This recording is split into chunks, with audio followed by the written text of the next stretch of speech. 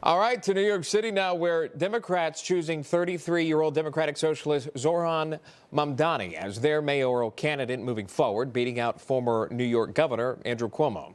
Mamdani receiving nearly 44% of the votes, with Cuomo getting a little over 36%. Mamdani will face Mayor Eric Adams and Republican Curtis Sliwa in November. And joining us now, all-star panel, Vickie Paladino is a New York City Councilwoman, and Joe Pinion is a Republican strategist and former New York Republican Senate candidate. So great to have you both to break this down. Vickie, you had a lot of foresight with respect to Mamdani potentially being the Democrat nominee, and here we are. He is now that nominee. Talk to us. What was your reaction when you heard this news? Well, because I knew about it, I put it out there months ago.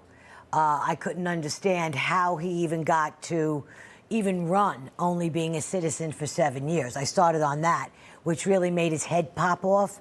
So he had a real problem with me right out of the gate. And then to Cuomo, I said, you blew a 40-point lead. How did that happen? Well, this kid was savvy. This kid knew exactly what he wanted to do. But he is a danger to New York City. Everybody knows it now. Hindsight is always 20/20. And when we look at the polls and who actually voted for this guy, you'll see that it's between the ages of 30 and 18. 18 to 30-year-olds voted in this election. They came out, didn't matter, those 10 days. It was the largest voter turnout of that age bracket in the history, not just of New York City, in the history of the United States. Yeah. Wow. Okay, 70%. And you bring up a great point, and Joe, that's what I wanted to do, to pivot, if I can, to you. It broadened this out. Does this race and what we've seen with Mamdani have a Democratic Socialists being pushed forward to move on to the November election? Does this have national implications? Could this happen to another maybe left-leaning city, another blue city, another major city here in the state? Well, this did not happen overnight. Anyone who has been paying attention has seen this. We saw it in Buffalo when they nominated a socialist to be the Democratic nominee there. And it was only by virtue of a quirk in election law in New York State where you could have a write-in candidate that could actually, in many ways, affix a name to a stamp and then have that be used, that we were able to push back against that.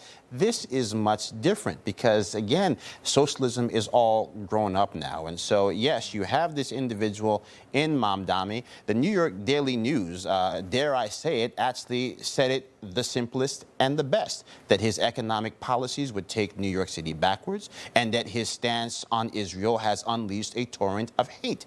And I would simply say that he is not the only one. He is not the originator of these ideas. But for over a decade, we have been told day after day, year after year, I've gone from station to station being interrupted when we try to tell people that these ideas are no longer the fringe but are mainstream, and people have ignored them. They have poo-pooed them, as my grandmother would say. Well, guess what? You cannot deny the results. People have rubber-stamped this hate. People have rubber-stamped these harebrained economic ideas. And now the economic capital of the world, and make no mistake about it, New York remains the economic capital of the world, could potentially be brought to its knees because the Democratic Party hasn't had the intestinal fortitude to look in the mirror and realize we've got a massive problem with people that subscribe to our political beliefs. Yeah, I mean, Councilwoman Zohran Mamdani would be the first Muslim mayor of New York City, and last week he refused to condemn calls to globalize the Intifada. I mean, this is major because it's talking about wiping out Israel. He also said he would arrest Benjamin Netanyahu if he came to New York, but on Stephen Colbert's show, he had a different tone. If you can take a listen. Does the state of Israel have the right to exist? Yes, like all nations, I believe it has a right to exist and a responsibility also to uphold international law. At the heart of my proposal for a Department of Community Safety is a commitment to increase funding for anti-hate crime programming by 800%. Anti-Semitism is not simply something that we should talk about, it's something that we have to tackle. We have to make clear there's no room for it in this city, in this country, in this world. Councilwoman, do you think that this response was to win the votes of the Jewish population? Obviously, because in his past and in his present, until yesterday, he was all about, he is the king of anti-Semitism.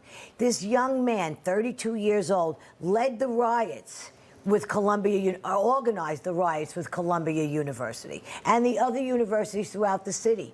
He stated on the stage at the first debate that he would never step foot in Israel.